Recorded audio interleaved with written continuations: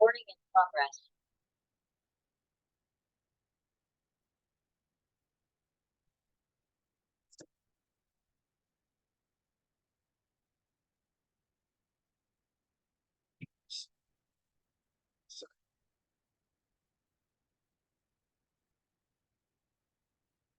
For sure, the Rav Shlita and the entire Kehila.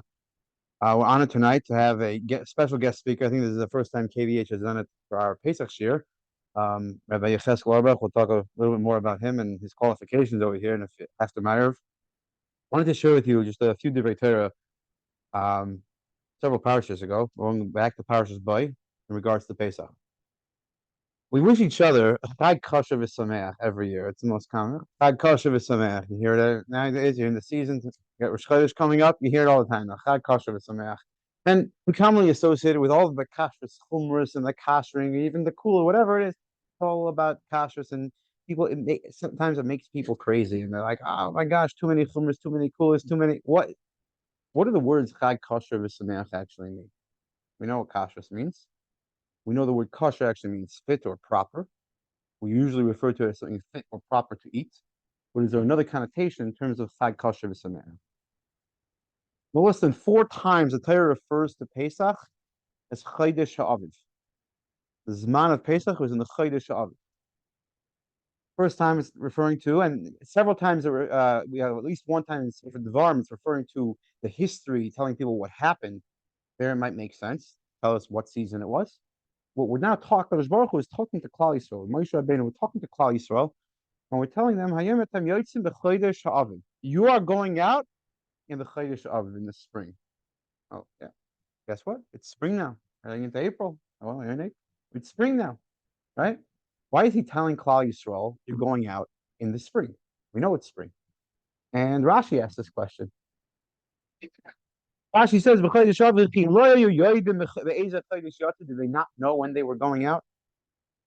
Rashi answers, he brings down a Mechilta, several other Midrashim say something very similar. Look at the chesed that HaKadosh Baruch Hu did for Klal Yisrael.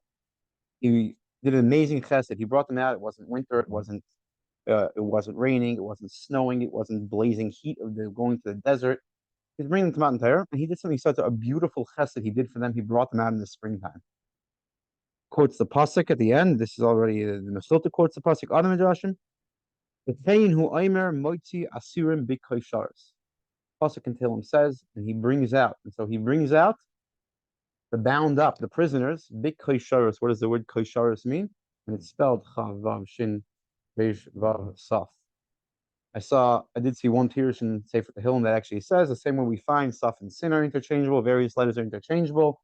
This is the kuf and the kaf, and it means big koisharos. It's from their bindings. That's what it means from the lashon of kosher to tie. And Pashtus is big koisharos. What is the word koisharos? And he says this is what it's referring to. It was a zman that was kosher latzis boy. What does the word kosher actually mean? It means fit. So it's not necessarily it means it was nice, it was pleasant.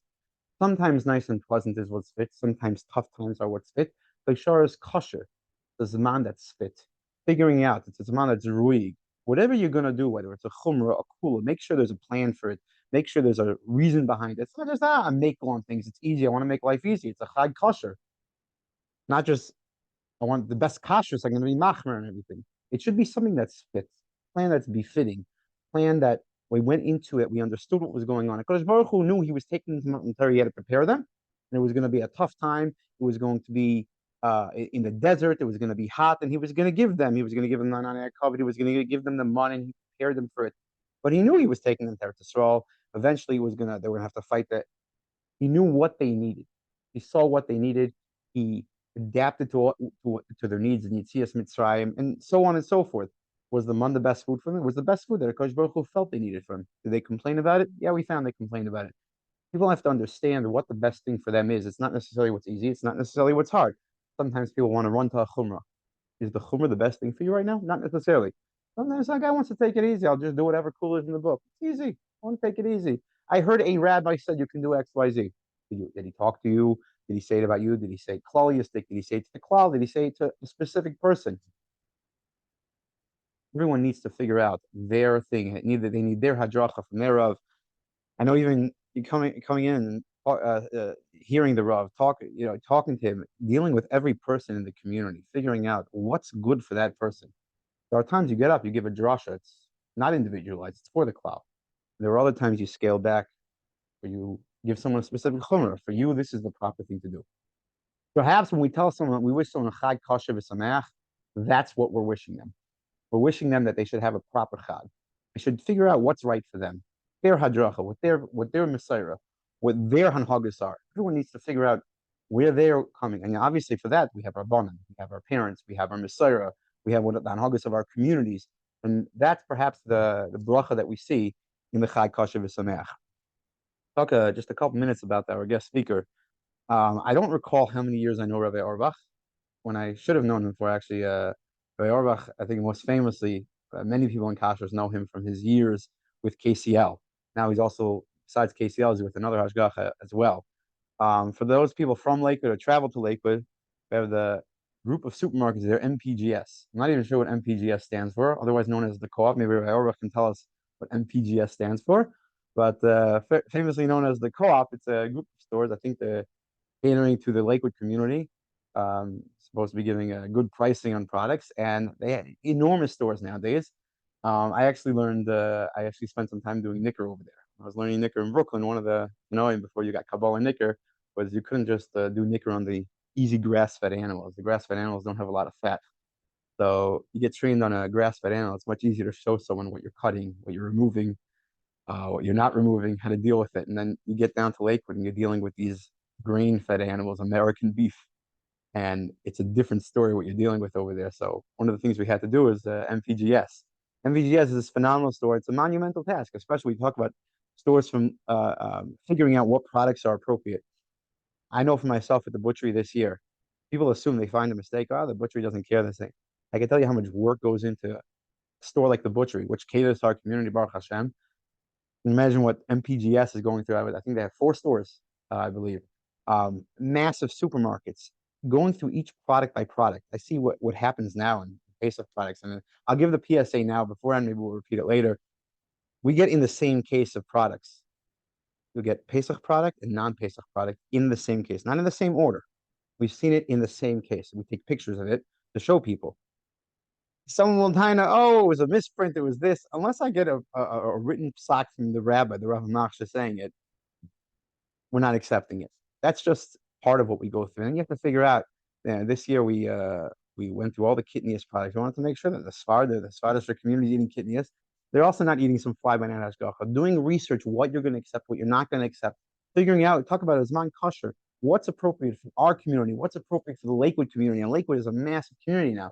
What hashgacha are you going to accept? What hashgacha are you not going to accept? These are just the research on that alone, if done properly, which Rabbi Auerbach is a very, very adept and skilled at. Just that research alone will give someone a great, great expertise in the world of kashrus. Forget about the years he spent, not forget about it, but in addition to the years he spent in terms of industrial kashrus, now working with KSA, certifying products around the world. I've seen products come from countries you've never dreamed that were kosher products coming from, and you see a product coming with a KSA on it. So we are very honored to have Rabbi Auerbach join us, and he'll give us, after Marav, he will share with us his expertise, questions that came in, maybe some of his war stories and kashrus. They're not there to scare us. It's there to create knowledge, to share the knowledge, to create. I'll share just one last thought quickly before Marav in regards to that. In our Pesach guide, the beautiful Pesach guide that Rabbi Blumberg spearheaded for us, chasing after me to make sure, like, are we ready? Are we ready? Are we ready? And then I chase after him. So it goes both ways. But this beautiful, beautiful Pesach guide that's available on the Bima. Worked very hard on it for many, many months.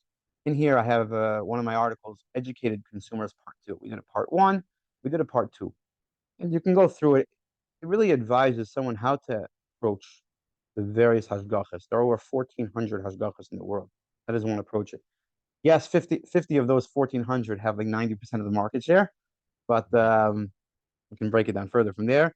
But how does one approach them? We go through that over there. But one of the rabbis in the community, right, commented to me when I first started writing, and we were talking about the various issues in kashrus, and he actually very promptly got up in his shul, and he spoke very strongly against another hashgacha that was very out of character for him. And he said it was important for the community. He said people were partaking from this hashgacha, and he understood that it was a very problematic hashgacha. There were serious issues with it.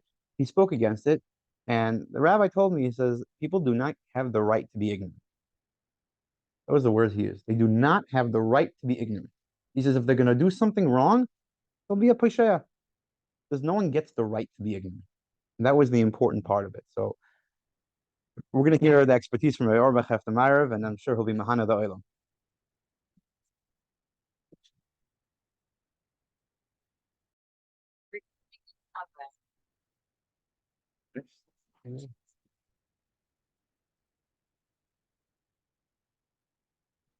Yeah.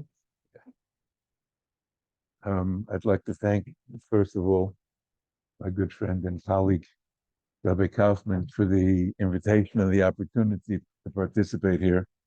There are few things as gratifying and as useful as helping other Jews understand what their responsibilities are in kashrus. I'd like to thank the Rav for allowing the venue, giving the opportunity for Habatzis Atera. This place should always, Be'ez Hashem, be a Beis Mad L'Chachamim, a makar of truth and useful information for Klal Yisrael. Before we start, I just wanted, it's Baruch Hashem, the Hashgacha led us to having this particular conference just after this Shabbos and Shemini, because not only does it speak about kashrus, but the terminology of the Torah, the difference between Lashon Kodesh and every other language in the world is that Lashon Kodesh is a language which was crafted uniquely by HaKadosh Baruch Hu for the specific purpose of giving Torah to Klal Yisrael, to the Jewish people. And there are, as part of the humor, the word for word in Lashon Kodesh is Teva. And Teva means a box, because every word in Lashon Kodesh is really a box full of surprises. When you look into the words and you dissect the words and understand what the words mean, there's so much more depth than what lies on the surface. And one of the most delicious words in Lashon Kodesh in the Torah occurs in this week's parsha when it talks at the end, when Hashem is saying that the purpose and the culmination of the Jews' exodus, of the Geula from Mitzrayim, was in order that they be able to keep kosher. It says v'hiskadishtem. V'hiskadishtem does not mean I will sprinkle holy, I will make you holy.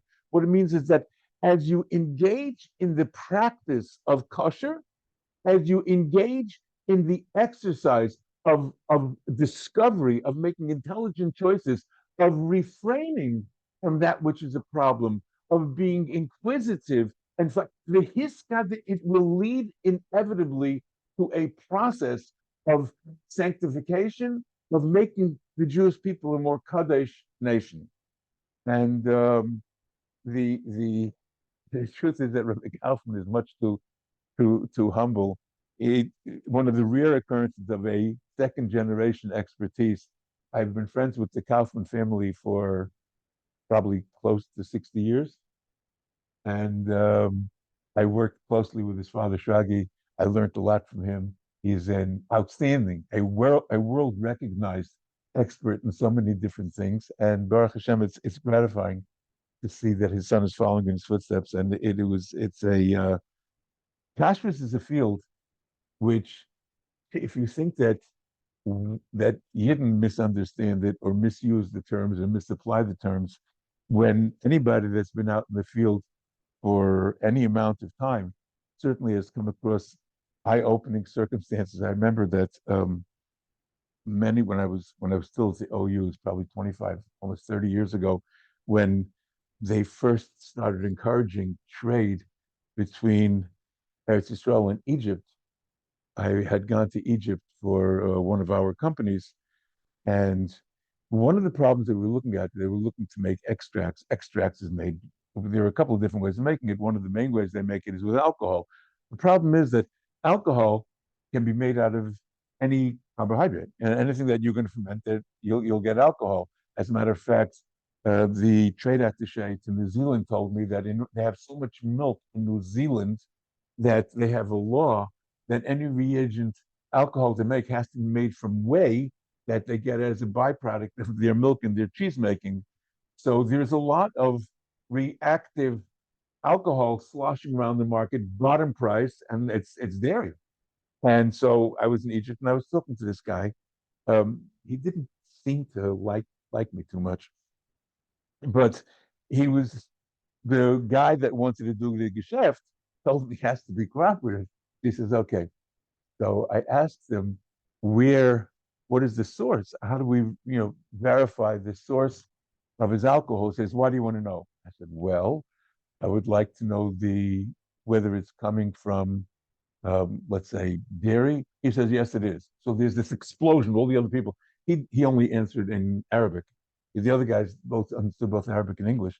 And there's this explosion of the yelling at each other. And I'm sitting there. Okay, so ask it again. I said, do you get your alcohol from there? He says, no. I said, okay, why did you say yes? He says, because I didn't know what answer you wanted. So, so it's very difficult.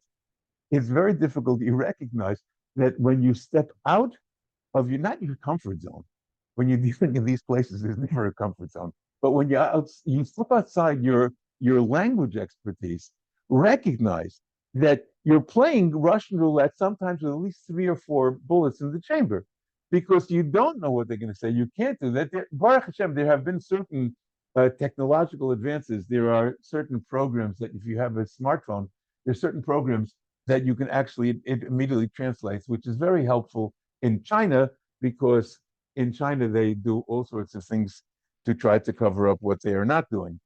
And if you can read, If I interrupt, I think the saying in China goes, at least I hear it in Kashrus, but it's probably true in business. It's not fraud unless you get caught. Yeah. no, it is, as a matter of fact, culturally, if you read about their culture, culturally, and they not losing face for your company is more important than anything else. So whatever it requires in order to cover up that sort of um, misrepresentation of facts is not, they're not even going to squirm. Usually you can read body language and you meet people and you know when they're trying to cover up. They don't forget that they seem righteous while they're saying it, because in their minds they are being righteous by lying to your face.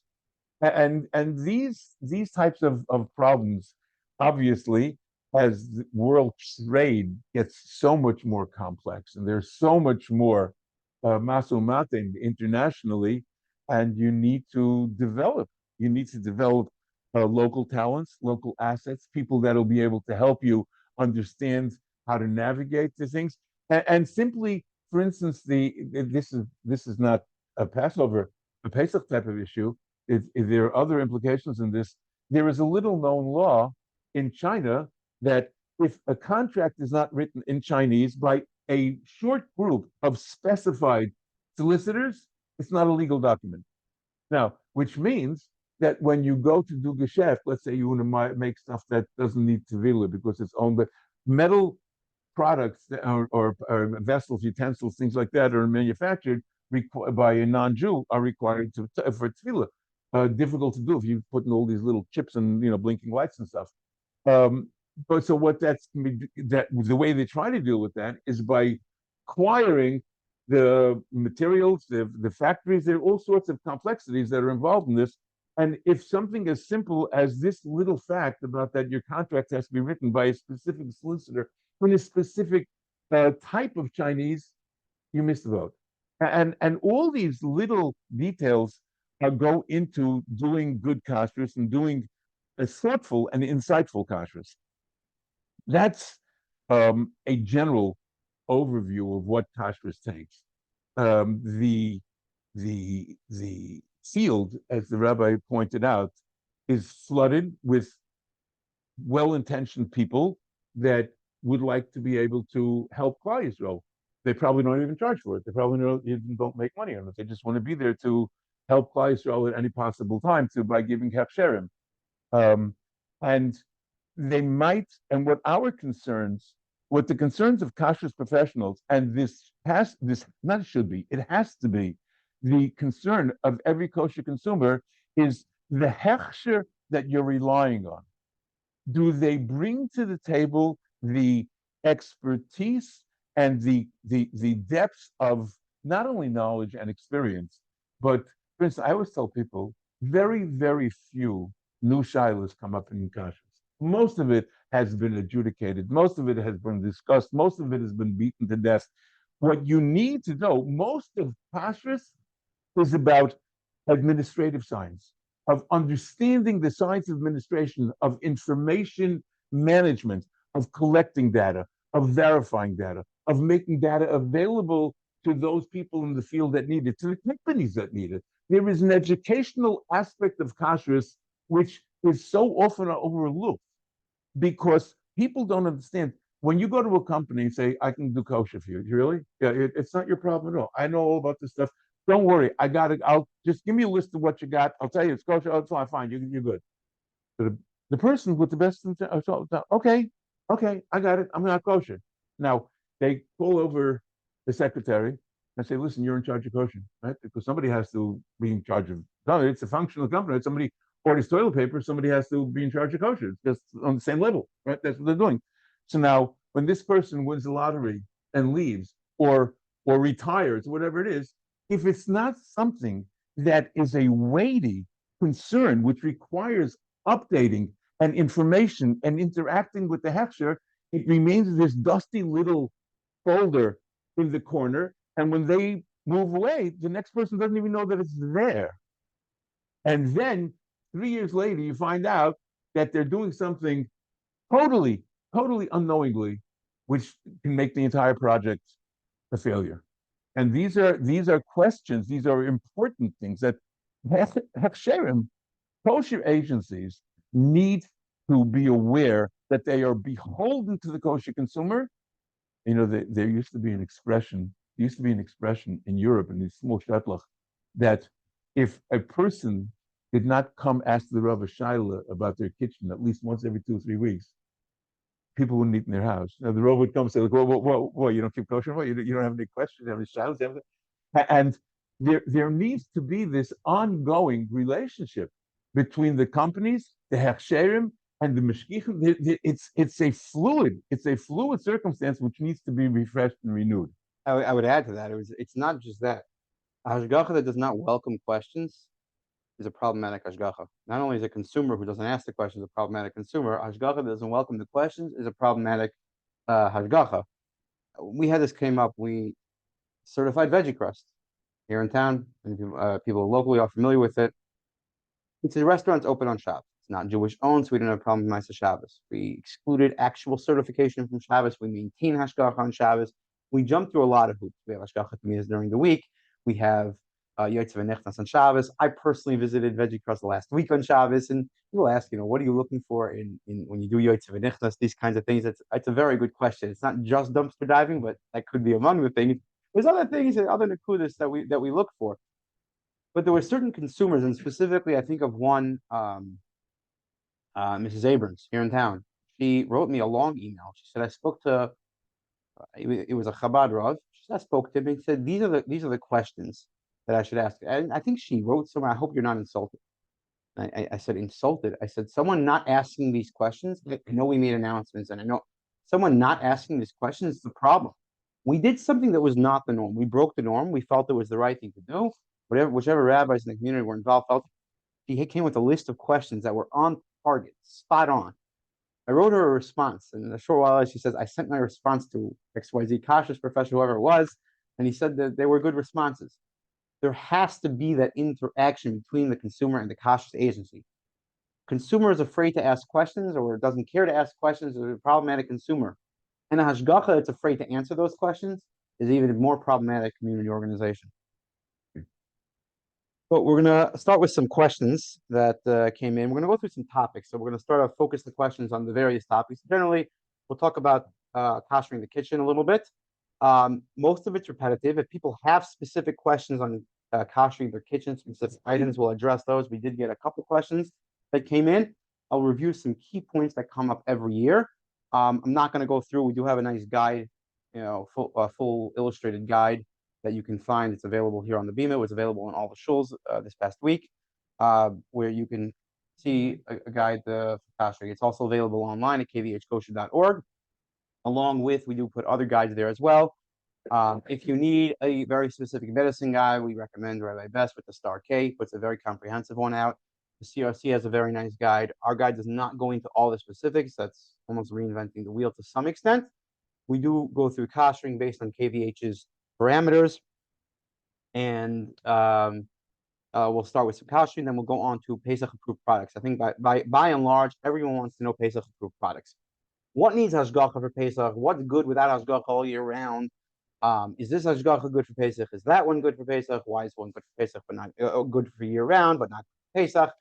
We're going to address those to the best of our abilities here today. Rabbi Auerbach for sure has some good liabilities. I like that. There's definitely liability in anything you say that's being recorded. I think we heard a big announcement. This is being recorded. We'll do that to the best of our ability, and then we'll take general questions. So in terms of Kasher and Kayla, I'm actually going to follow the order that I put out in the guide. So it goes through fairly straightforward. Ovens, you have your self-cleaning, your non-self-cleaning ovens. It's laid out straightforward in the guide. I'm not going to go through all the specifics. I am going to target some of the things that people ask every year. Someone asked, we did get a question in how to kasher Formica countertops. Be real, Formica is plastic. It's synthetic material. It's essentially plastic. It's a pressed wood. It's a composite wood that's covered in a plastic material. So any composite countertop is really going to have the same halacha as general plastics. That's the KVH position on this. I think that's the position of most people.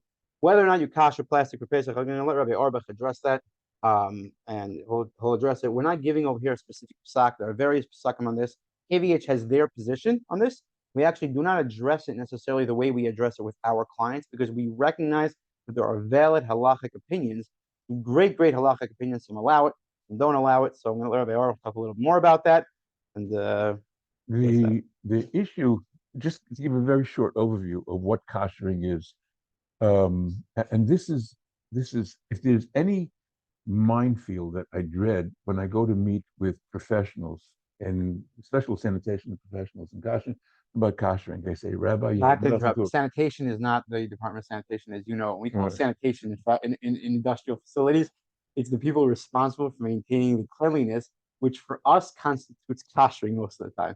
And we have to know how hot a tank can get, how does their CIP clean in place products run and whatnot. We call those the sanitation department. So point of clarification. The first thing that they say is that they are very, very proud. They trot out all their certificates of compliance with the various government agencies to show. Now, when a government agency walks in, those that bother doing their job, they have what's called a micro swab, where they take samples of surface residue, and they have it analyzed in the lab to see whether there's any surface residue, if there's anything that's going to carry over contamination from one product to another, an allergen to another. Dairies are frequently swabbed because of listeria and other type of these very, very deadly microorganisms that love to hang around plants.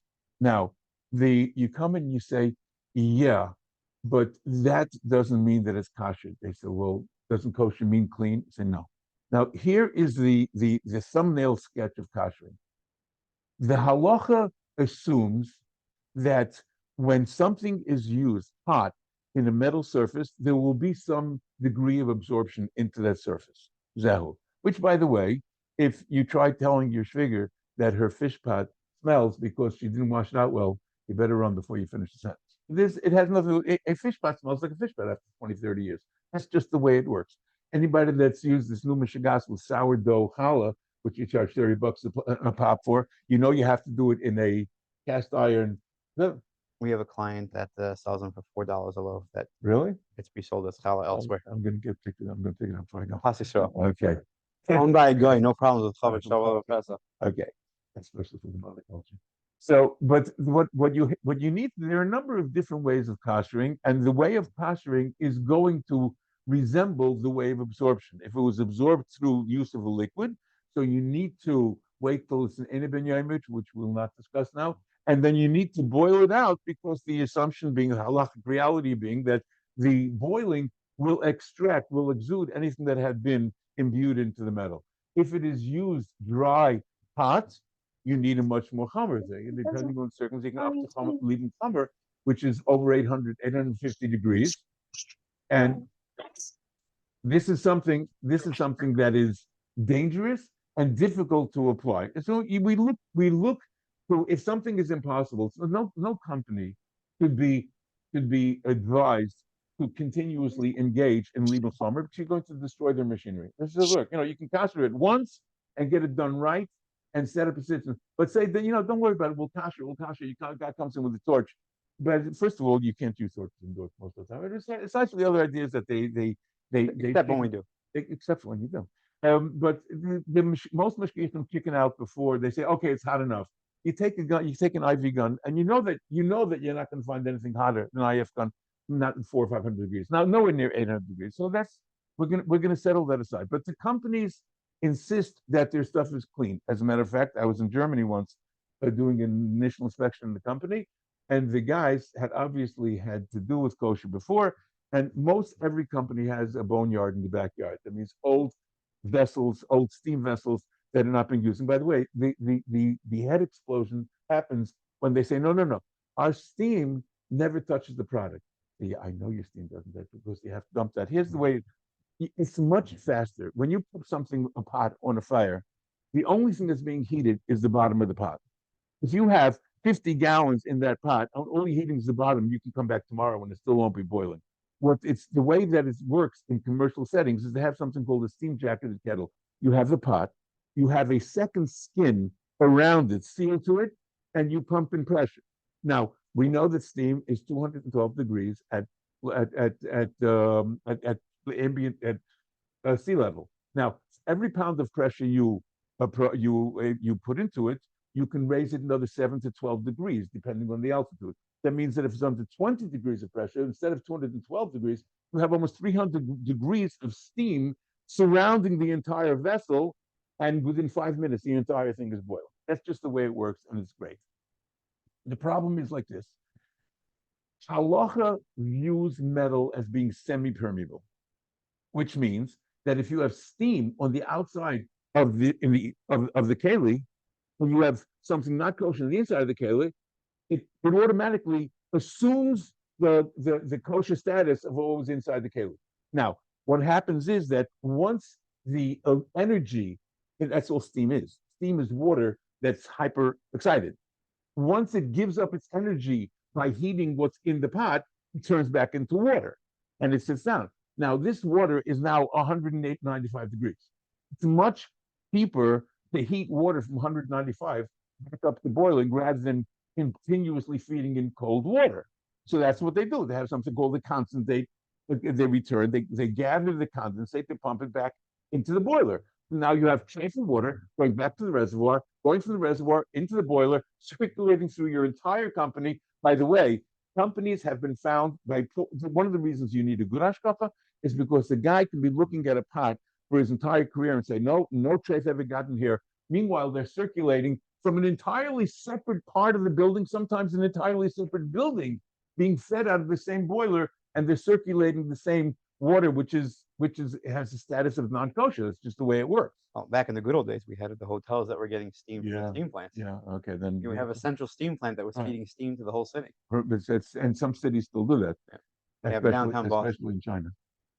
But these are things. These are problems that have to be addressed, and these are concerns. But I'm saying so. The kashering means that there's a gzeres hakosov, because who says that you can exude it? Who says that it's toilet? Who says that if you heat it, maybe once something is absorbed, it becomes non-kosher and remains non-kosher? There's a gzeres hakosov. Certain things you can kosher, certain things are never kosherable, certain pottery. The question is, are they classes or are they exact products? So there is a general basis in halacha that it's a general types of materials, metals can do that. And so now the question is, when you have something that's made of plastic, it's really a petrochemical. So, and what you have in Formica is you have compressed sheets of paper that is impregnated with this resin, which is a petrochemical, and it's put on tremendous pressure, and you have that thin little layer that you then bond to the wood. But the question is, that's plastic. Can you kasher it? Cannot kasher it? There are many. There are places who hold that you can kasher it for the same reason that the guiding term in kashering is kabbalah kachpolte. The same way that something can absorb, it can, by the fact that it absorbs it under these circumstances, must mean that it can exude it. With the exception of pottery, there's a special zeres.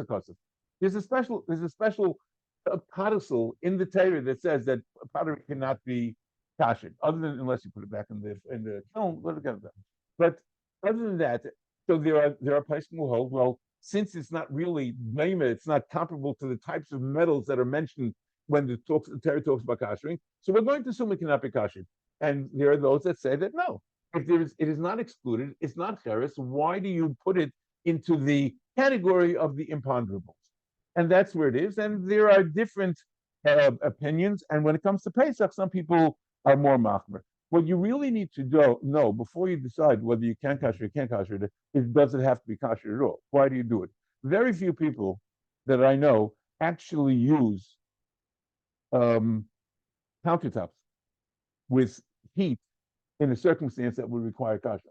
Things spill. You had a hot pot of chicken soup spills in it. Your spills in it. What's that? If you do, if it happens, if people are fastidious, if people, let's say, have certainly whole swaths of the kitchen that are not used with hot food, you have to ask your Rav whether or not you have to be concerned that, in your honest opinion, you've never had used this part of the kitchen with hot food, or if it has been, it's been a cliche, or even if it is over there where the pots would have splashed out, it was an eerie cliche, depending on the thing. So you have to know that you have to get the exact circumstance that you're dealing with and explain to your Rav, not can you kasher for mica, not that, or quartz, or these type of things, but know specifically what your use of it is, what the incidence of the concern that you're trying to extract.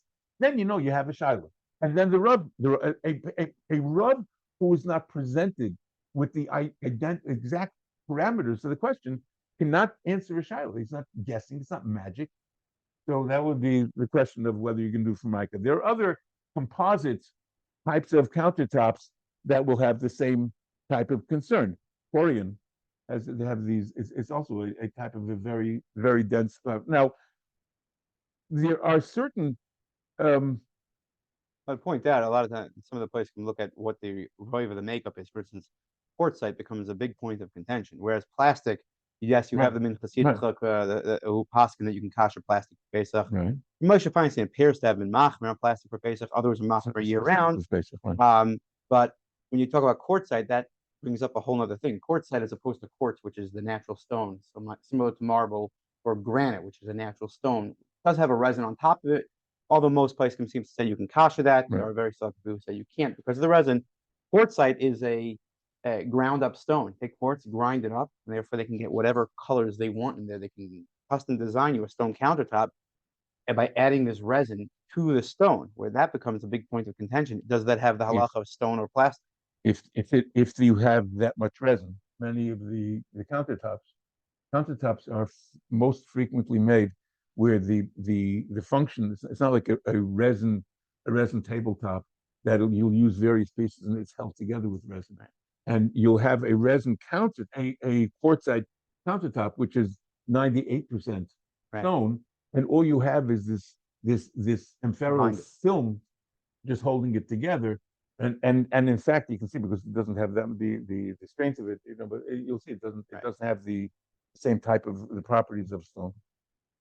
So as opposed to kashering countertops, once we've decided that you can kasher the countertops, and there are some types you can't kasher. If you happen to have a wood countertop that's pockmarked, wood can be kashered with hagala, but if it's all beat up, you would have to sand it down and refinish it. Butcher block. You can refinish it with a mineral oil, which we'll talk about maybe mineral oils when we get to products. Does it need special hashgacha for Pesach or not? Okay.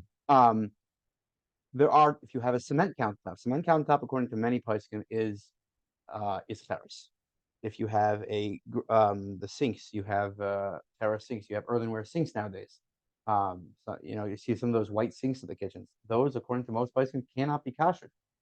If you have a metal sink, obviously kasher the metal sink. We'll talk about exactly how to kasher it. I want to just move on before we get to how to kosher everything. We're talking about what can be kosher right now. Let's talk about glass for a minute. So glass, where we talk about halakha, drinking glasses, make our din, fill them up 3 times with water. Make our din, drinking glasses do not need to be kosher. Right. Machlekes, if it's used for hot or not, we'll put that aside for a minute. But one of the very prevalent things that's coming up more and more nowadays is glass stovetops. The glass plated stovetop, and if I may add, there's 2 types. I think the koshering will only hear from you, Rabbi Auerbach. You have induction cooktops, and you have the traditional electric cooktops. Now, okay, the best way to deal with it, the induction cooktop is a killer because it doesn't get hot and you can't make it hot. And because actually the way the induction, it's an electromagnetic field that heats the pot itself without actually, there's going to be referred heat onto the countertop because the pot is hot, and that has a din of ash. I mean, a gechelis, a metal, a glowing metal has the same status in halacha as a charcoal. The pot will never get glowing. Yeah, that's what I'm saying. It's going to get hot. Not hot enough to have a din of fire. No, if it's above, especially when there's water on it. Yeah, so it depends on how you're going to, if there's going to be products spilled under it. Correct. That's where you're going to run into your problem. I believe that the only way to deal with an induction countertop is simply they have these type of mats that you can roll out on top of it with the openings. The mat that I believe you're referring to is the silicone mats. There is one silicone mat, but it has places open where the burner or the induction is. Well, we actually refer to there's actually a mat over here that can withstand. It works for both regular electric and induction. We do refer to it in our guide. There's a link for it online as well. Okay. It carries Hashgacha, one brand from the Star K, one from COR. Okay. It actually covers the entire thing, can withstand 1400 degrees Fahrenheit. If you can do that is best, because that is certainly what's going to. Once it's an Eni Ben Yoma, you're dealing here with a Rabban and a Chumrah. So if you can get that type of mat, also, what I advise people to do on electric stoves, they have a trivet that raises the pot off the surface, so there will never be skin-to-skin surface contact between the pot, the Pesach Dika pot, and the surface that was used for. We refer to those as well in our guide and have a link online. Not only they have we didn't prepare this. We did not, and not only do they have those trivets, those for induction, they actually use these plates called induction diffuser plates. Which, if you have pots, if you have an induction cooktop, you don't want to go out and buy ferrous metal pots that conduct the electromagnetic heat. These plates will do it for you, so they work for that. And you can put any type of pot on top of it, even if it's not an induction cookware. So it works both to keep your pot off the non-Pesach or the non-kosher cooktop, as well as it works. It also has one more application in terms of kashrus, and especially commercial kashrus, non-industrial commercial kashrus. Bishul Yisrael. The problem we have is we run into this universities all the time. Fire hazards, insurance. No one wants fire. No one wants glowing metal. So they're all going induction. It's much safer. You're just collecting electromagnetic heat. And when you pull that pot off the disc, you just broke your heating surface, and the heat stops. You actually feel it. When you pull it, you feel like a magnet. When you pick the pot up, it's like hard, and then you feel it stop. The buzzing stops, everything stops. Well, now we have a problem. We just shut off our cooking. You can't. There's no pilot light. There's no leaving the fire on. What do you do about that? These discs are the solution. The only problem we found is they tend to walk off by themselves. We actually had to chain them down to the places we're using them. So we actually have like chains attached to them and like locked to the counters, so they don't walk off. Okay. So I would add one more thing in terms of the glass cooktops. One of the things we advise in terms of the induction is that while it's boiling over, because it doesn't have its own heat, is to move it slightly, obviously using wet rubber hot gloves. You don't want your regular kitchen mitts because those will burn you, it will soak through. You want rubber barbecue style gloves. Move the pot around while it's still on the disc and let that water, while it's a clearation on the fire, spill over everywhere. So it goes all over. So at least you have that. Again, koshering glass. There's another thing also, the koshering, but if it requires the koshering, is that and this is not the induction type, but with the coil, the subsurface coils, if you put them on until they're glowing red, and you take a spray bottle and warm water, you gently spray warm water all over it. What will happen if you spray cold water? Well, you'll have to buy a new cooktop because it's going to shatter The other thing I would caution in terms of regular gas ranges, people advise putting a blech over it, yeah. turning on the fires on the highest, putting a blech over it. Again, you're not going to really achieve necessarily the koshering that you would do in a self-clean oven or a Liebling Gummer. You'll get close to it. The problem is if you put a blech over the entire stovetop and you have one of your fancy electric panel stovetops, I can guarantee you are going to melt out the electric panel. Well, So, there's a much bigger problem that you can replace. What you cannot replace is that if you put the blech over the top and it's close to the edges, you will starve the fires. They will go out. And then when you want to see what's going on, the gas is still coming. When you see what's going on, you pick it up and you try to relight it. It blows up in your face. well, one of the solutions to that is if you do it. cover it with heavy duty aluminum foil, Yes. say about 3 layers.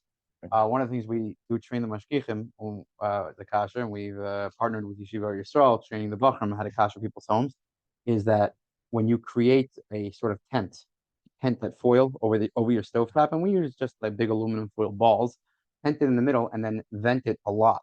What you'll do is you'll direct the fire upward instead of spilling out the sides, or when you open it up, it won't shoot in your face. Besides that, also if you get the whatever it is, whether it's a black or aluminum foil, if you get it too close to the edge of your counter, you're going to burn your counter and then have blame the KDA. Safety first, and yeah. For again, all the details. So the best way that we recommend, and again, this is my recommendation, we take no responsibility, liability for discoloration and whatnot. In my house, I'll tell people what I do is I'll stick, if it's cast iron, I'll put them in a self-clean cycle in the oven. It's very easy. Now, depending what the finish on your grates are, if you have cast iron grates, you're not going to have an issue whatsoever. Some of the grates, all the stovetop grates, there's some sort of enamel. It can usually withstand. Enamel's made to withstand very, very high temperatures. In fact, you can leave your fire burning very long. After a year, after several months, yeah, the finish starts to wear off. Not taking responsibility for the finish. If you put it in the self-clean oven, you will get Liebling Gummer temperatures, like all the places who say that is sufficient for Liebling Gummer. One thing I would caution is many of the newer ones, or even some of the older ones, have little rubber feet on them. Those can be gently chopped out. You need to work at it, but you can take out those rubber feet. Make sure to take those rubber feet out, or you will have a horrendous burning rubber smell in your oven during your self-clean cycle. Forever. The companies all say take out the oven racks when you self-clean your thing. I personally do not do it. What happens is you get like a squeaking noise because again, you just put it onto 900, 1,000 degrees temperature for 3, 4, 5 hours. It takes off it can take off a finish, and we're not taking responsibility for that. That said, many people do it. It's safe. It's not. We haven't found it to be dangerous. As long as there's no rubber, there's no plastic in there whatsoever. You will find that it might squeak when you put it in and out afterwards. I found the solution for that is either WD-40 or even just some kosher Pesach cooking oil spray. You spray it, it goes away. We haven't had any issue since. No different than spraying a hinge in your house. Which, by the way, little tip: if you don't have WD-40, little cooking spray works just fine on your door hinges as well. Make sure you get one that doesn't smell. So like no olive oil. You put in different self-cleaning cycle, or You do it while I'm self-cleaning the oven. I would stick them in. Again, there's other minhagim now about the glass door on the oven. Some people cover it. Again, we have it all listed in our thing. Some Rabbanim require it, some don't. Sinks, as Rabbi Auerbach says, it's a metal sink. You're koshing at pouring boiling water. Don't have a Before you walk away from the sinks, once you finish the ovens, then we'll get water sinks. Fine. So we talked about those are self-cleaning ovens. We talked about those are easy. Non-self-cleaning ovens. Non-self-cleaning ovens. There's a difference of opinions. Some people, again, using the general rubric of Kabbalah Kachbalte, that nothing can be absorbed or make a problem further downstream than the use that it was absorbed through, which means that under normal circumstances, people use their oven at 350, 375, 4, a little more than that, and that will be as high as it goes. When you turn your temperature of your oven up to the hottest, up to broil for 2 hours, it certainly will have burnt out. It will have excised anything that had been absorbed under its normal usage, and usually many places can consider that to be sufficient. There are some that say that is not enough, and then they have metal inserts that they put inside the oven after that. You have to consult your own Rav. As Rabbi Kaufman said earlier, there's no such thing as a chumrah that all fits all. There's no such thing as a kula that fits all. Every person has to know. People call me all the time with all kinds of shilas. They say, "Well, what should I do?" I said, "I have no idea who you are." I said, "Do you speak any lashon hara?" Because if you speak lashon hara, you have a much bigger problem than gashing your Rav. So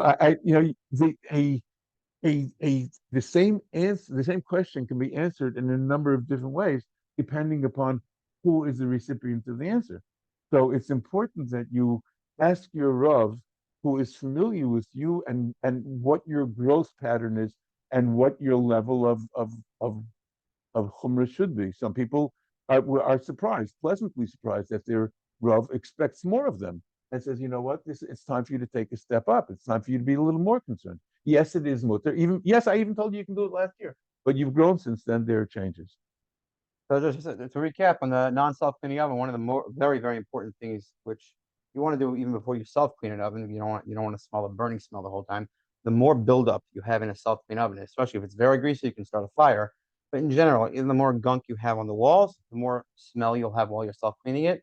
That is even more important when you have a non-self-cleaning oven. You're just burning it out. You need to remove what's known as be'en, any residue, any schmutz, any grease anywhere on that oven. It's very, very important to clean it. We recommend cleaning it with some sort of caustic. One of the things I learned during COVID, I always tell mashgichim, sometimes, unfortunately, I'm a do as I say, not as I do person when it comes to koshering. Like you do something very quick and like, don't look at what I just did. So during COVID, we all had masks. It was in the beginning, we all had masks. And when I was using the Easy Off, I wore a face mask and I had these safety goggles and I was like, wow, it was so much easier to clean the house. Kids were in the backyard, sprayed the oven down while it was if you actually look at the instructions, it recommends preheating the oven first. That's actually works for me as far as halacha goes. Also, it's actually very beneficial to spray the Easy Off while it's hot. Too hot, you'll get a very dangerous vapor, so you don't want it too hot. You preheat it to 180, 200 degrees. Turn it off. You spray the oven down. Now, wearing that face mask that we got during COVID, especially like a N95, K95, it works wonders. You're not breathing in fumes. You wear long gloves while you do it. Long rubber gloves. You wear some safety goggles, and it actually makes cleaning much easier. Those items are very, very important when it comes to a non-self cleaning oven, making sure there's absolutely no residue, because you're not going to be achieving Liebman Gummer temperatures. Also, when you're doing that, you have to pull the racks out, because where the racks slide in, they hide a bunch of gunk behind there, and you're not going to get the oven clean. So the general rule when you're cleaning something, anything that is removable, you want to remove. When we talk in terms of convection ovens in commercial settings, we actually make them unscrew the back panels where the fans are. You'd be surprised how much buildup there is on those They're fans. always shocked. So they actually remove all those panels, scrub them down with wire brushes, drill brush. I tell you this, you're having a hard time, and again, not accepting liability, but if you want to remove gunk off a pot or the crevices, they sell these wire brushes that fit on a drill. If you use a corded drill, it's even better than a cordless drill. You just take it and you apply it to the bottom of your pot, and your bottom of your pot will look brand new, like you've never seen it before. They make little crevice brushes that go on your grill, that go on your drill. It's a really great tool to use. So that covers our ovens. We covered our stovetops. Let's move on to sinks. Sinks become very common. The problem with sinks, and that's one of the most commonly cautioned things, because the inserts are just impossible to use, and sometimes they're a lot worse. You're referring to those plastic paper cans. Right. So that means that what you have is you make believe you have a countertop and you have a cutout. Now they sell countertops with cutouts. They drop it in. The problem is that invariably junk slips through. It clogs the drain. You don't realize it until it's backed up, and because you didn't bother kashering your sink because you have an insert, and now you have your non-kashered sink backing up all this hot water all over your insert. Friday night Pesach, you pour your hot soup down the drain, and all of a sudden it backs up. Right. So, if you're going to kasher a metal sink, the first thing you have to remember is that you cannot kasher. You can with an irui, with pouring boiling water, you cannot kasher that when the surface is wet. And if you don't know that, and you start from the outside and you work in towards the drain, everywhere you're pouring is already wet before you get there. So what you need to do, and by the way, you can buy fairly cheaply in Walmart an electric urn, not with a kettle, an electric kettle.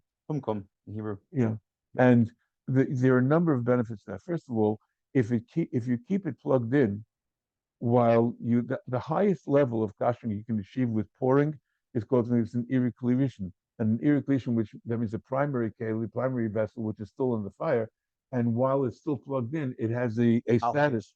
It is ala esh. You're literally pouring the highest possible level of kashering. What you do, If I could point out that the Rabbi Auerbach actually points out that Paskins that some people may have heard of the hot rock method, when you take the Eroi and you use the hot rock, and that's again, there's a halachic place for. The problem is if you're doing it correct, it can be dangerous and it can be difficult. So usually both of them. Rabbi Auerbach actually points out that if you do the irrigation, the pouring from the primary vessel that was heated on the fire, if you do it while it's still on the fire, that has a status just as much of a hot rock. right? I would also caution when you're doing that, you have to hold the button down to keep it boiling, which they automatically Yeah. pop the button when it boils. Make sure you're using, again, a rubber hot glove, like a barbecue glove, because what will happen is if it's boiling and you're holding that button, steam will pour out of there. You will burn yourself. If you're using like a barbecue glove, that will protect your fingers from there. And you start at the center and you work your way out concentrically towards the ends, and then you do the walls of that. That's the most effective, most efficient use that I have. But I had one thing that KVH invested right now. We have 8 machines. People ask about kasha with steamers all the time. This, I want to address this. I actually want to do a demo over here. It didn't work out. I was You talking about the little steamer? No. The steam Pe- injected hot water. people ask about let's talk about steamers for a second because this is very important. Kashering things, kashering countertops. Family kasha with a steamer. Everyone's got a Wagner steamer or a McCullough. I bought it at Home Depot. They had a sale on Amazon. It was $50. It's normally $300. I got the sale on Dan's Deals. All worked out. And I kasha with my steamer now. Do we kasha with steam or not? No, we do not kasha with In steam. general, there are very select cases where we do. We want to talk about that. Reb Moshe says that what you can do with steam and what is done in commercial kashering is that if you have, Reb Moshe very cogently says that if you have a pot, you have to boil the pot. Now, all 99.9% of the volume of the water is doing nothing because that's the entire cavity, the interior of the pot. All it's doing is holding up that last skim of water against the walls. The only water that's accomplishing anything in the kashing process is only that little skim of water that's up against the walls. So what Rav Moshe says to do is if you steam the vessel long enough that the steam and the condensate forms on the wall, and then you continue steaming it to the point where the steam will boil that film of water that's on the walls, that's considered a regular hagol. So, but people ask all the time. Well, we just said steam is 212 at sea level or whatever close to it. Right. So if I have a steamer, presumably that water should be hot enough. So I'll keep steaming my counter. What's Actually not. You can go home tonight and burn yourself if you'd like, trying to figure it out how close you can get when you have a kettle and back to the old kinds like your grandmother had that has a spout and there's steam. You can hold your hand probably that far away from the end of the spout. That means that because the physics of it is that steam was composed entirely of droplets of water. And every droplet is nothing but surface. And the surface is dissipating the heat. That means that as soon as the steam is formed and it leaves the spout and it's no longer being heated, the second it leaves is immediately dispelling any energy that it had absorbed in it before. So within 6 or 8 inches, it's already not hot enough to kasher. It's not even hot enough to burn your hands. So it's certainly not going to do that. So that's the problem with steam. And if you do get it close enough, you can get it close enough so that there is a residual water film, and if you can get that hot enough, that'll be good. So I would say in our experience with the cheaper steamers, in fact, all the steamers we've tested with the exception of one, I think other kasher industries concurred with us, is how would I check the temperature of the steam? Well, the simple way we've done it was to take, like, say, a washing cup, stainless steel cup, or a deli container, like a 1-pound deli container or a cup, and we would spray the steam in there until the condensate is generated, and you're generating water, and you want to see how hot is the condensate. Sticking the thermometer into the steam, you're not going to get an accurate reading with a probe thermometer of how hot the condensate is. So let's create condensate, keep steaming the condensate, and let's see how hot it is. Invariably, our thermometers are showing 150, 160, 170 degrees. Why is that happening? There's a variety of reasons why that might happen. One of the ways they're creating this is they're pulling a vacuum on the water. Right? Pump is by nature pulling a vacuum on the water. You talked before about putting under pressure and creating steam at higher temperatures. Well, when you pull vacuum, you do the exact opposite. You're actually going to create steam at lower temperatures. That's one of the reasons for it. There might be other reasons for it as well, but the reality is that steam is not generating the boiling condensate. We discovered one machine that is doing it. People call it a fancy commercial machine. I will say this again. I hope the team at Karcher is listening to me. It is a piece of garbage. It is a $1,200, $1,000 piece of garbage. And why do we spend money on it? Because it is the only machine we found that actually sprays out not just steam that can generate boiling condensate. It actually has a setting to spray out boiling water. We use them. It works. It's not a well-made machine. It has a diesel. It's not diesel. This is the other thing. There are diesel ones. It runs at 110 volts. Plugs into a regular household outlet. They're great for that. It has wheels. But you can't pull it. It doesn't operate upright. It doesn't have a pull handle to pull it like a suitcase. So it's like this $1,000 machine that you say, what am I getting for my $1,000? We bought them because they work for industry. So if we have engineers among us, maybe Dr. Zito, if he decides to chime in at some point, he can help us engineer a machine that does just koshering. It's not a steamer. We'll design a special koshering machine with a bigger tank at an affordable price, maybe $200-300 instead of $1,000 for a machine that works but is not made well.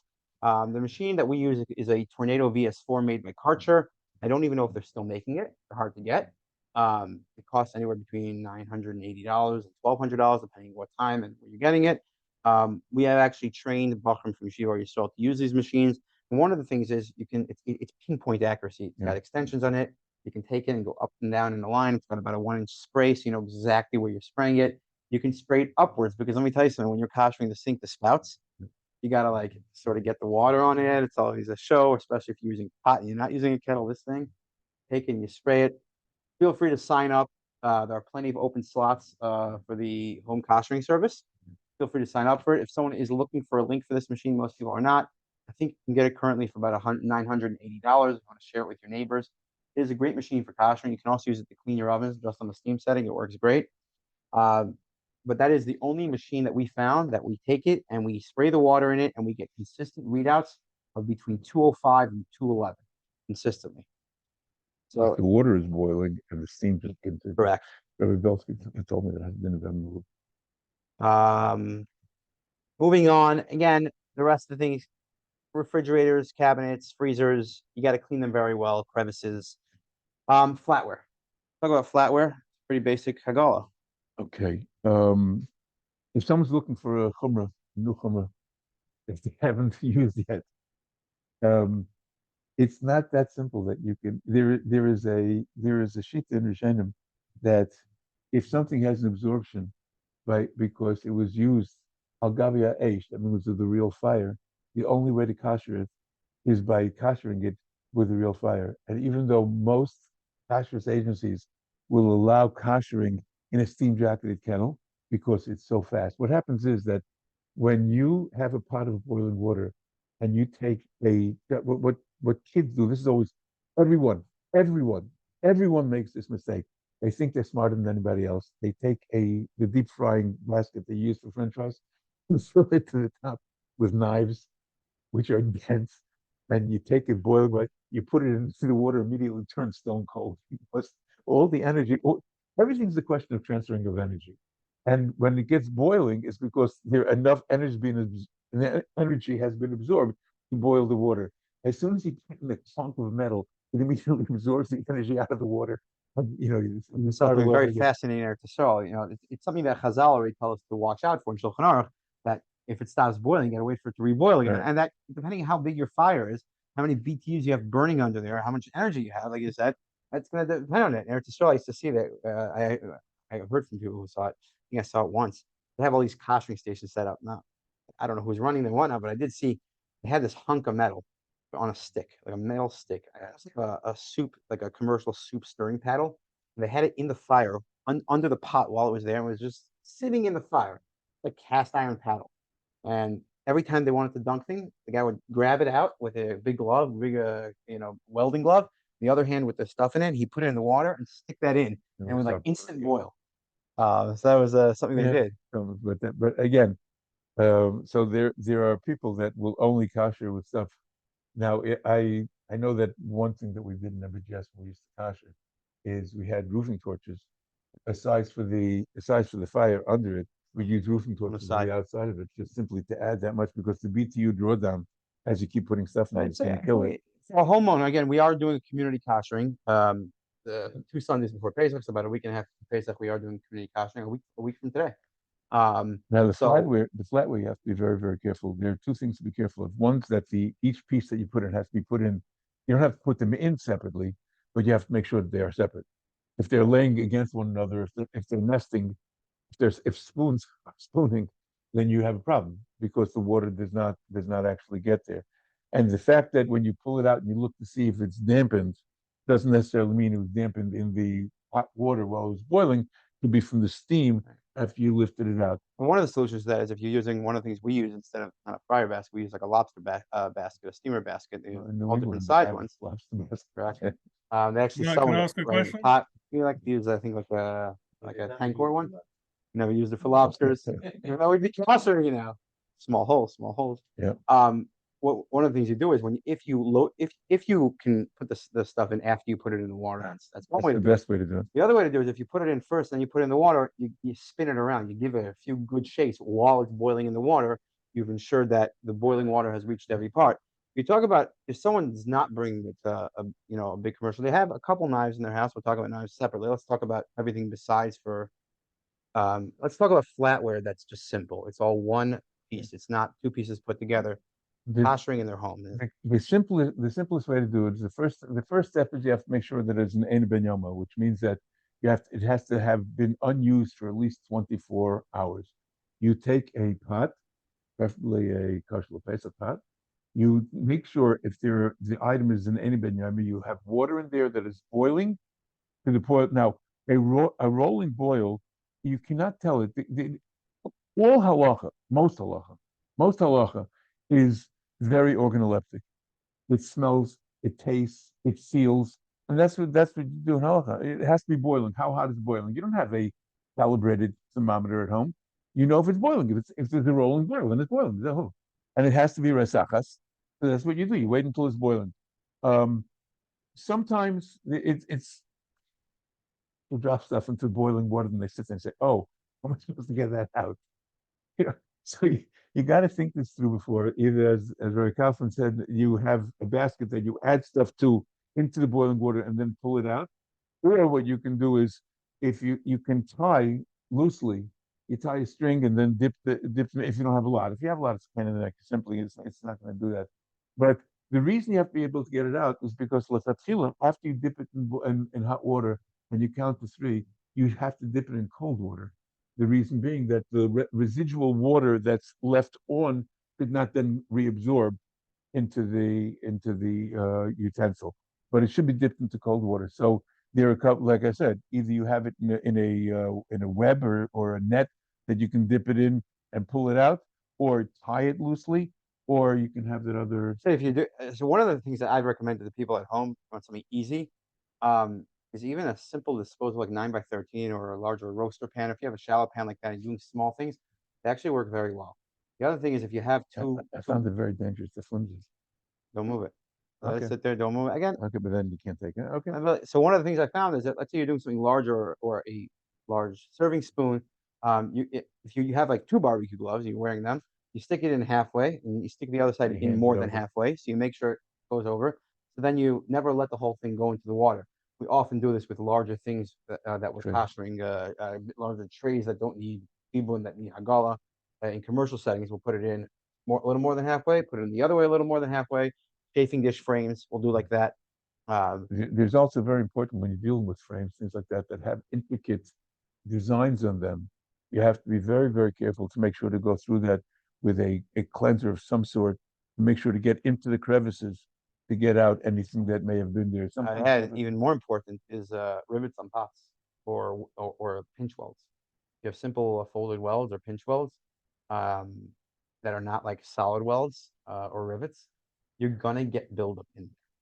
Now, if you have like a clear crock pot cover and you have just a screw-on cover, look under it every few weeks and go see the buildup that happens inside the handle. And the way that has to be dealt with is with the torch. You have to, if the rivets cannot be kasher, cannot be just by Hagala, even though they were used with Hagala, but there is simply, it's a question of logistics. You're simply not going to remove the residue without, if you hit with the torch, even for a few moments, you'll see, first of all, you're going to see there's going to be a spread of discoloration as whatever residue was captured in there, vaporizes and comes out. You'll see, and inevitably, it always happens, you'll see that there is a spread of residue as it melts out of there. So that's as far as caution goes. We're happy to take more specific questions from people if they have specific ones. Let's move on to products right now. Got a lot of questions regarding products, so let's start with some of those. I want to clarify. Some of the lists are more beneficial than other lists. I got a lot of questions about the OU list. The OU list, they put out a list. It doesn't say products that don't require certification for Pesach. It doesn't. The wording on the list can be confusing. It says OU certified products that don't require certification specifically for Pesach. Now, mixed on that list are products that don't necessarily require certification at all, even according to the OU, but they happen to have an OU. There are also products that require approval for Pesach, but the OU is saying these products are approved for Pesach without specific Pesach certification. So it's important to know that how the OU list was formulated, and it's very specific. These are OU certified products that don't require specific Pesach approval, okay, but for a variety of reasons, and it can be confusing. The CRC has a list, and we have a list in our guide where we're more broad. These are items that don't require hashgacha at all for Pesach. These are items that don't require special Pesach approval, and then these are items that require specific Pesach approval. So we'll talk about some of the products that we got questions on. I'll pull up that list of questions that we had. So I'm going to address some of the questions first that were just the community ones. We've been asked a lot about hydroponic produce. Is there going to be hydroponic lettuce for Pesach? So when KVH, we actually certify a company that does hydroponic greens. We're dealing with a couple other ones as well, working on it. People assume that automatically hydroponic greens are clean. Yeah, It's a big mistake. Someone says big mistake is assuming that greenhouse grown. They're very similar. These are either indoor. Yeah, assume. Now, right when I hear that, we grow indoor organic, I'm like, indoor organic, we're gonna have problems. Not necessarily, but it's rife with problems. Hydroponic or greenhouse does not mean it's. Is it better? It's better, especially in today. I know this season right now we're experiencing ourselves.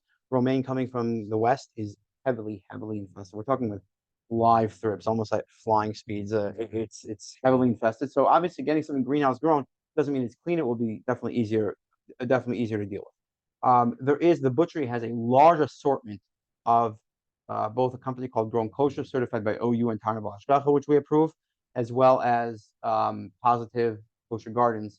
They have a large assortment both of romaine, arugula, dill, cilantro, parsley, etc. A large assortment of greenhouse greens.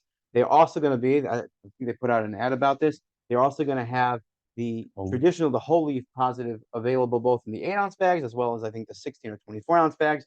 And if you want by the case, they'll have that available to order by the case. Those orders need to be put in sometime this week. You can contact the butchery for specifics on that. So they both have, if you don't want to use, if your rabbi says not to use hydroponics from our, you can also get the regular, traditionally grown, greenhouse grown from our butchery will have that available. We are working on also washing with our trained mashgichim, but it's hit or miss because at a certain time after you wash it a few times and you still find it infested, it's going in the garbage. So it's been heavily infested for a couple weeks now. That's as far as the hydroponics grow locally. The other thing I'll address is we get a lot of questions. We put out a dairy list. This is items that are supplied to us by other hashgachas. We're talking specifically more the challah stam items that are available in the general supermarkets. We don't control it. Star K or CRC or OU, we can only know what we certify. Even what we certify, we don't control where it ends up. The other part of the list is they're just telling us what they certify. The other part is what Stop and Shop or what Star Market or what the parent companies tell us is going to be available in stores. This is information they're supplying to us. Now, you supply us with bad information for enough years, we're going to stop including. I will say that. And we are going down that path possibly with some of the people supplying the information. Unfortunately, despite our best efforts in terms of guiding some of these companies, they do a Chalav Yisrael run of cream cheese and they take it, not a Chalav Yisrael run, a Pesach run of cream cheese of Chalav Stam, and they take it, and of course, it's just ink jetted somewhere. The OK actually put a very prominent Kashla Pesach on their Philadelphia cream cheese. And then you go over to the regular stock of Philadelphia cream cheese and it's mixed into the regular stock. And you have a bunch of goyim, people don't care about Pesach, buying all the Pesach products, Stop and Shop brand, the Tempty or whatever it is. They're buying all the regular stuff because it's mixed in the regular stock. We've advised against this. We've advised them to have a separate fridge in the Passover section. I don't know who's listening or who's not listening. We had meetings with corporate. We had meetings with stores. They say they never heard about it. We have emails about it. So we are not in control of that information. This is information that's being provided to us. That's as far as local. I just want to interject one thing. It is impossible to overstate the importance of checking every item, even if it's in the kosher Pesach section, because people go shopping, they take their kids, the kids pick something off the shelf. Your mother says, "Can you put that down?" They put it into the with no malice. There is always, no matter how careful you are, you're going to end up with a mix of non-passive stuff. Can I add the negligent part to that? Yeah, please. Okay, so Baruch Hashem, the butchery, and I can say Zadie's Market as well in Sharon, Canton. And I work a lot more with the butchery than them, but Delmer deals a lot more with Zadie's Market, but they work tirelessly on their own to ensure that all the products are kosher based. They've worked on their own. We have worked countless hours. I've spent time at the butchery when all of you are at home and the butchery is closed at midnight, going through the shelves product by product. And we don't have a big screen over here, but I'd love to display it to you. I'm a little bit in the name and shame mode. I started this last year. You get products. We're not talking about in the same Pesach order that are mixed in kosher Pesach and not kosher Pesach. In the same case, kosher Pesach on the outside, but some items are not kosher Pesach on the inside. And then invariably you call the supplier and he tells you, no, it's a printing mistake. Remember, there's generally no hashkach on the pack. And these items, most of these companies, 99.9% of these products that we talk about kosher Pesach, they don't have manufacturing. These are co-packed elsewhere. Production, special mashgichim, special this, special that. Generally, the hashkach gets applied over there, and at the distribution stage, okay, or the packing stage into boxes and cases, there's no hashkach on that point. So I hear from a supplier now, no, it was a printing mistake. Everything's kosher Pesach. Everything's good.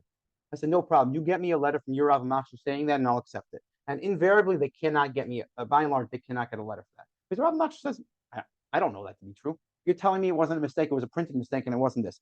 I would love, we're at the point of sharing the pictures. We love taking pictures of, and by the way, it goes further than that. We're talking about the problem that you have identical labels.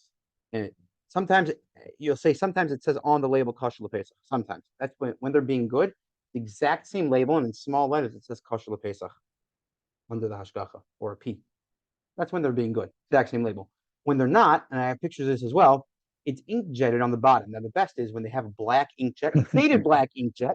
Right, there's the stamps that go on that tell us the production code and everything, what line, what date was produced on. Or when they don't want to tell you what day it was produced on, they have some fancy code that they write in there that like 8 people in the world know how to read. That a couple people know how to read because they don't even want to use the Julian date code. They have their own fancy secret code that they do for regulatory that a few people know. If they can read it, then it means that it was packed on XYZ date and whatever. No one else knows that. But then in there it says KLP, KFP, kosher Pesach, sometimes in Hebrew, sometimes in English, sometimes it says Passover, sometimes it says kosher, sometimes they forgot one letter. And then they stamp that faded black thing on like a purple label. Like you're taking it. The other thing I just saw was it was stamped the inkjet. They must have done it. It was a spray can of whipped cream. They have that seal, they have that little cover that goes on the spray nozzle. And there's like a seal on there you have to break. So I guess those covers are put on after they inkjet it, right? And the inkjet that says kosher Pesach, they managed to get it under that seal. So basically, you need to break it open to say, oh yeah, it is kosher Pesach. This product is available in the butchery. It's still on the shelf, so feel free to go check it out. Took pictures of it, sent it around.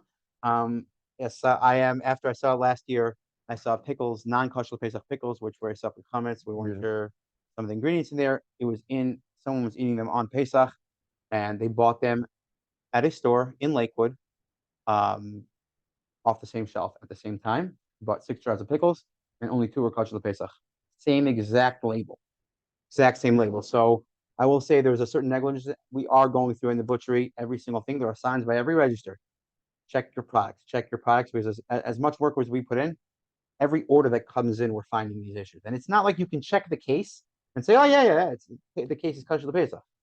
We're at the point that we have to check every item in the case, every single package. I have great pictures to show people where, like, you have like 6 packages, and each one says kosher l'Pesach, a different method of the exact same product, and then 3 don't say kosher l'Pesach at all, and they all came in the same box. So, thank you for allowing me to vent. I hope some of the distributors are listening. Any of my friends, if they tuned in on the Zoom, I hope they're listening. The reason, by the way, the reason that they use the same thing is because everybody knows after Pesach, nobody wants to buy a kosher Pesach product. So this way, if the signs, if the labels look the same, you can leave it on the shelf after Pesach, and people won't realize that it's really a kosher Pesach item. I once made in Door Park in the Irvin there. I put up a walk of shame. I had a display of about 24 items that is the exact same thing, with had the exact same label. And I told the people, I said, these people don't care if you eat chametz. They are doing this to make money, and they don't care about you. Do you think they deserve your patronage? I will add that, in fact, I was at the butchery when he did call one of the distributors and basically said, let the consumers check. So that was the response. So again, that's something we could have done here. We could have had all the products lined up on the table. It's an ongoing issue, and it's not going away. I'll say many of the dairy items, many of them, not all of them, some of them are better. Many of the dairy items, the date stamp says kosher l'Pesach is on the top rim or on the bottom of the product. So just because you didn't see it, check carefully before you get very, very scared that you bought something non-kosher l'Pesach. So check all your products, check the date codes, check everywhere, check on the back, check upside down, read it sideways. You'll 99% chance you'll find it somewhere, and if not, please reach out to us because we do miss things. We do miss things. Let's talk about some specific products. People ask about lactate. Lactate is just like regular milk in terms of Lactate is not, because the enzyme, the enzyme that the lactase enzyme that they do, the way that enzymes are manufactured today is they ferment. It's made almost exclusively via fermentation. The fermentation media can be anything. The different bacteria, different types of enzymes, or different yeasts that excrete these enzymes will live on different types of substrate and different types of propagation media. Um, it's usually at least kitnius. Sometimes the problem is that if you don't know where it's coming from or where it's being manufactured, in Europe it's a lot more prevalent than the United States to have wheat starch mixed in with other starches. And the starch is, because of its carbohydrate content, the starch is the basic ingredient in many of the propagation medias that are used to ferment these type of items. You have to know. So fermentation items require kosher l'Pesach hashgacha, and if there are certain times when a rav there are valid halachic reasons to be lenient in cases of need, and you have to consult your rav if you fit into that category. So I believe the OU has told people that if you buy it before Pesach, if it's necessary, Right. you should not be buying it on Pesach whether there's a Shiloh Bittul. Right. But if necessary and your Rav advises, make sure you buy it before Pesach. We talked about Starbucks V. I think we discussed it a little bit before, Yes. without getting too much into the Shabbos issues of it. Starbucks V is an example of an OU product that requires Pesach certification, but the OU is saying we certify it and it does not require an OUP. So it's not that similar items don't need Pesach certification. It's that specific one is that example we said before of the OU saying that it's okay for Pesach. Let's talk about, in general, fresh fish and fresh meat, and is there a difference in what type of store you buy it in? Fresh fish is a much easier item to speak of than fresh meat. Fresh fish can be bought if you can recognize yourself what kind of fish the fish that it has, the skin is still on.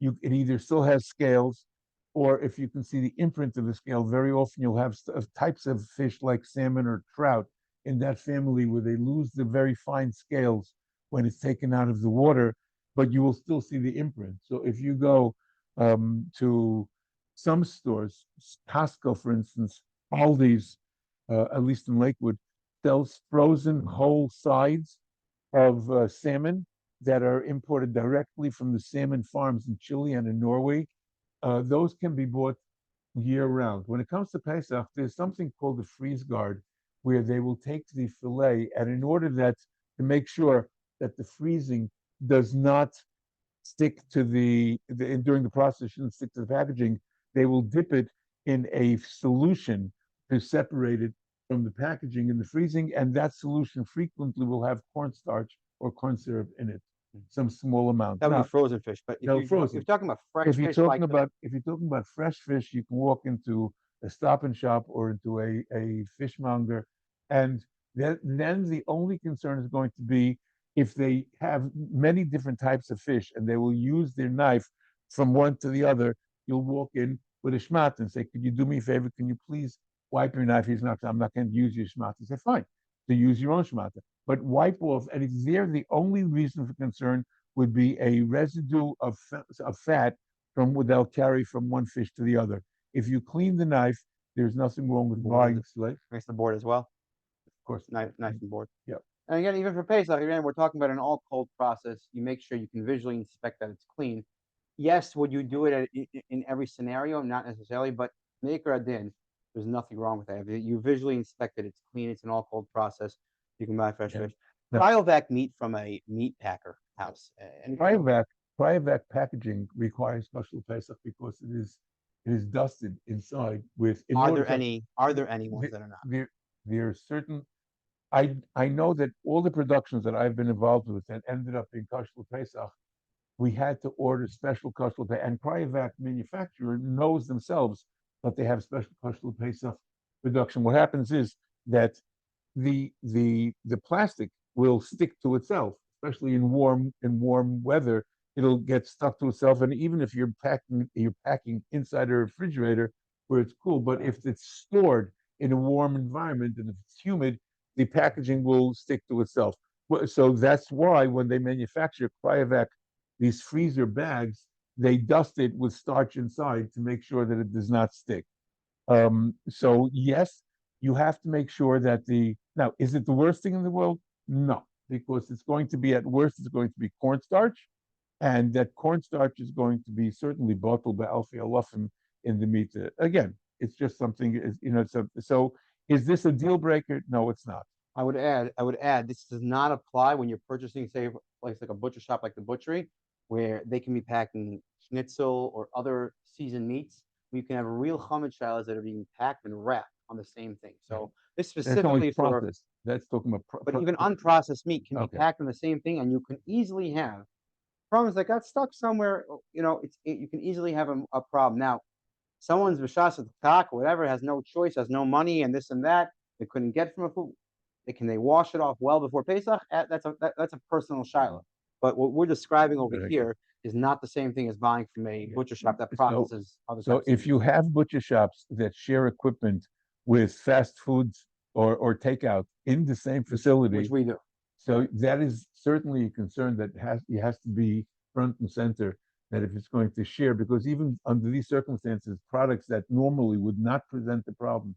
However, if they share equipment, they share room, they share workers, they share people who walk back and forth, kitchen workers that will go from station to station with the same gloves. How are they wearing gloves? And they will schlep with them whatever it was that they had at the last station. That can be a real problem. But if, let's say, you go to a butcher shop, let's say in the Altaheim, that they didn't make fast food, they didn't make schnitzel, they didn't make shawarma and all that stuff, and you just take the plain, the salt, it's very, very unusual. Everybody makes an official break when they clean for Pesach and they kasher and they make, but really, if somebody has, if it came Hanukkah time and their butcher ran a special and they put away meat for for Pesach, usually you're not going to end up with a problem post facto. We're going to try to move along over here. We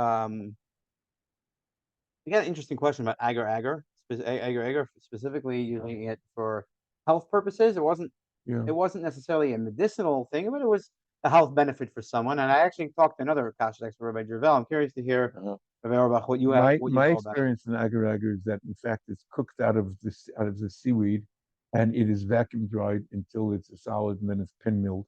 And it is they do not use an alcohol extractant at all. They usually just cook it, and they'll cook it in a vacuum pan. So And I had very, very limited research, a very limited exposure. And I had seen one company that told me there was a problem with ethyl alcohol. I spoke to Rabbi Druvel. Rabbi Druvel is a well-known expert in kashrut as well.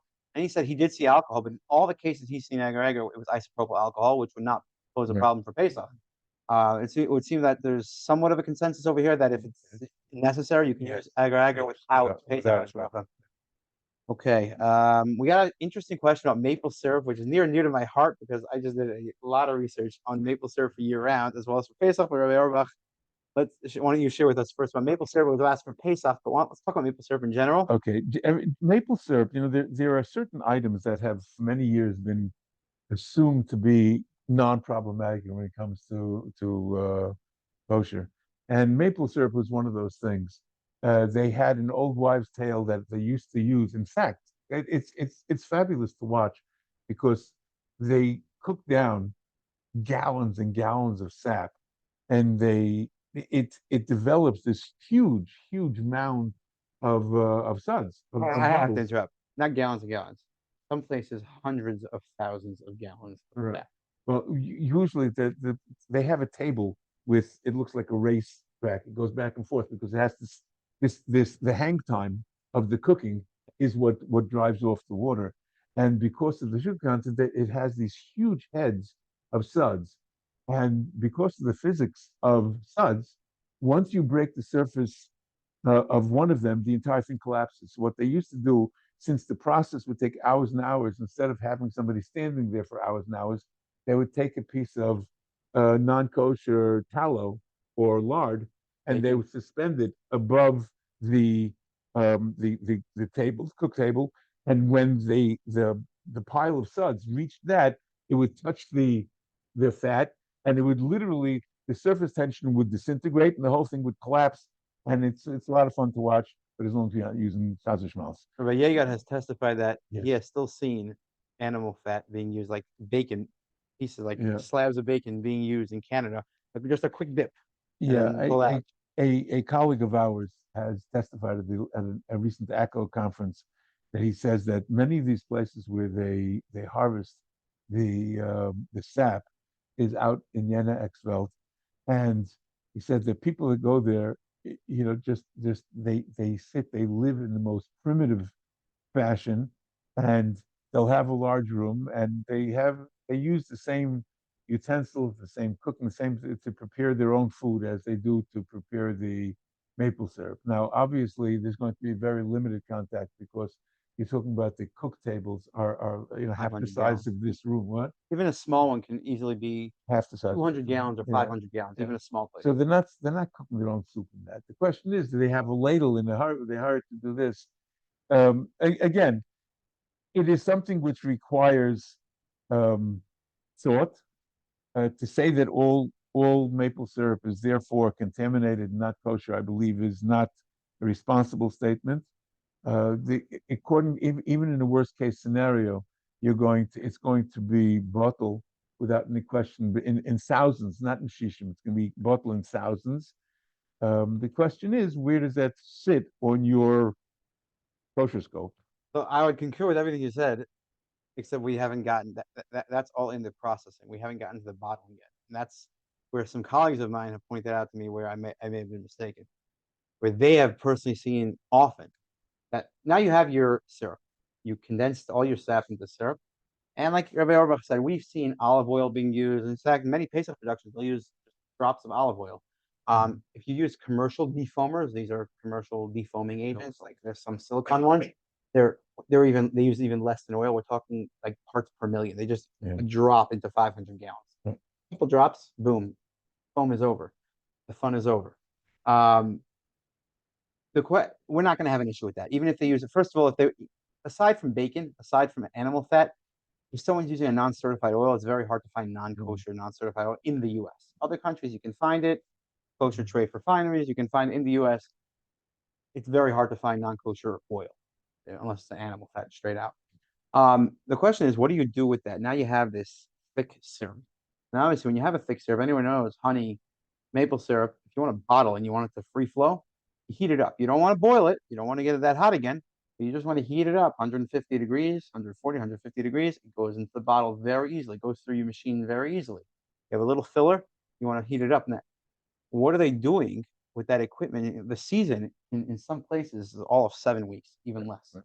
In fact, I heard this season in Vermont, some of the clients told the farmers told me it was a terrible. The people harvesting maple syrup, they told me it was a terrible season because you need above freezing nights. I'm sorry, above freezing days and below freezing nights. And if you don't have that perfect science, it doesn't. The trees don't extract well. Except I think we met one place that figured out the science of how to do it even with bad weather. So we did find someone who was extracting for like 3 months. They figured out that they've cracked it. I think one of our newest clients. All right, so yeah, so we have someone. Apparently, someone cracked the code to the trees. But you got to bottle it now. You take all that, you got to bottle it now. If the season's so short, having idle equipment doesn't pay for itself. What do you do with your equipment? Now, if you store a lot of it, so you bottle throughout the year as needed, but if you're a small place and you didn't sell it all off, the question is when Joe neighbor comes calling, he says, I just made this phenomenal barbecue sauce. Can you bottle up for me because you got bottling equipment anyway for your maple syrup? Is that a concern or contract whole packers? Yeah. Well, that's always it. I don't have my thing. So where's my syrup? Every kosher product. So That's now why my question is the maple syrup that's in retail bottles, not in pails, not in 5-gallon buckets, gets filled by hand, but the stuff or in drums. The maple syrup that's in those bottles, where was that bottle? That's a big question. it's going to be an any Benjamin. Okay. So there is what to rely on, but obviously it adds more kosher concerns. Yeah. I mean, it's not transparent. Are there additional Pesach concerns? Slightly. Yeah, because they use corn syrup. A lot of cheaper. If a good quality maple syrup costs $16 per bottle and a cheap one costs $4, they're not the same thing. It's just the way you call it what you like. It is not the same thing. Usually, what it is corn syrup with a colorant. Recently, I read that the FDA took random samplings and 89% of the honey that they tested was adulterated with something. Was it domestic honey or imported honey? Everything's imported now. Okay, so that might be a key. I mean, most of our maple syrup is domestic or Canadian. Yeah, our maple syrup is all domestic or Canadian. Yeah, but I'm just saying. So I'm going to end up with another question. We'll take questions over here in a minute. And this is a famous one. I learned this last year. Olive oil. We hear a lot about olive oil. We talk about adulterated olive oil. Most of the national agencies are still saying that extra virgin olive oil is approved for Pesach. Most of them are saying. I see you're shaking your head already. I'm sorry, I didn't realize this. Okay. Yeah, you're being recorded on video. I'm recorded. Hi, for the last 25 years, I said it was a problem. Okay, yes. So you have that problem, but first talk to us. People ask, what about non-extra virgin olive oil? First, talk to us about extra virgin olive oil. But first, before that, talk to us about Thomas olive oil. What can be wrong with that? Here's what happens with olive oil. There is this fantasy that olive oil is such a matter of national pride that no country would allow adulteration of it. As a matter of fact, Italy and Greece both passed laws that you can bring whatever you want from wherever you want, and if it is bottled in their country, you can say product of Italy or Greece. First of all, so that means you can theoretically be getting olive oil from Eretz Yisrael with you problems. Can be getting anything from everything. You can be getting put that on the side. You can be places like Liberia, places like Crete, places like Libya, where they have it's a homegrown thing. You have no idea what else they're doing in the same equipment. You have no idea what the refining is. You have no idea what they're diluting it with. You have no idea what they're coloring it with. And all these things take place even in extra virgin olive oil, because again, the EU, the European Union has a consumer fraud department, and they said that the majority, as in between 75-80% of the complaints that they field specifically are about extra virgin olive oil, about it being contaminated with something, with anything. So the response of some of the agencies I've spoken with says, what are they going to do? Are they going to use nut oil or ground oil? So it's kosher anyways. That's not quite the answer that you'd expect, especially in Europe with the refineries. So then once you take a step away from extra virgin olive oil, which was going to have, and it's very simple.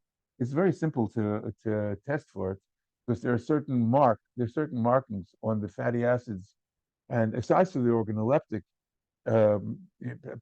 pass that it has to do, there are certain fatty acid chains that are uh, typical of extra virgin olive oil, which do not show up in these things.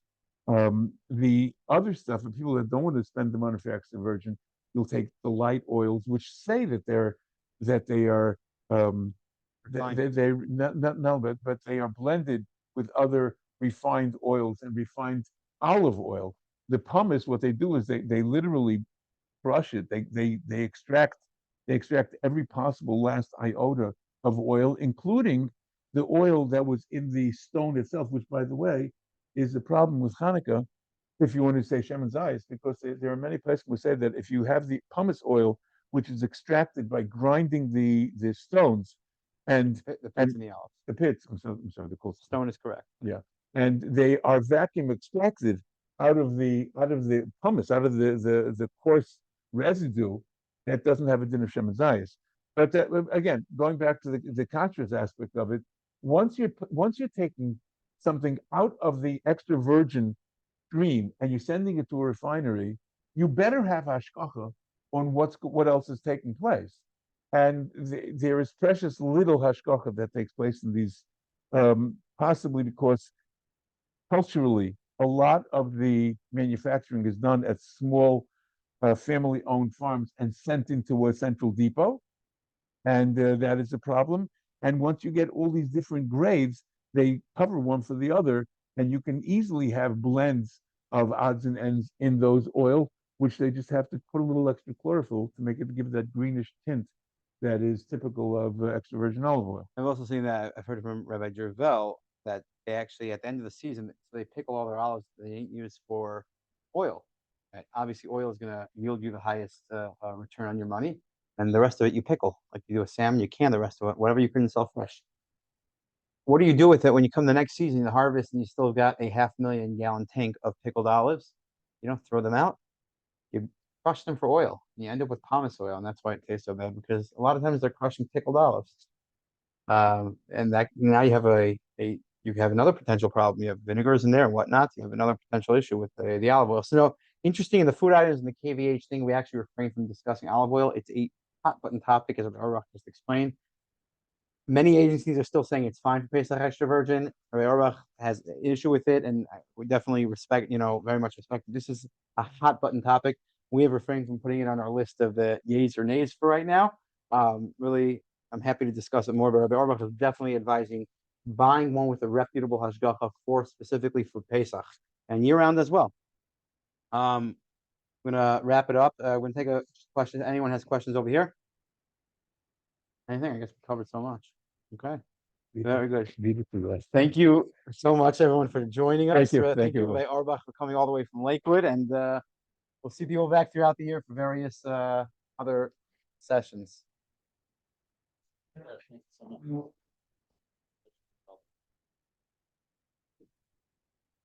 Okay.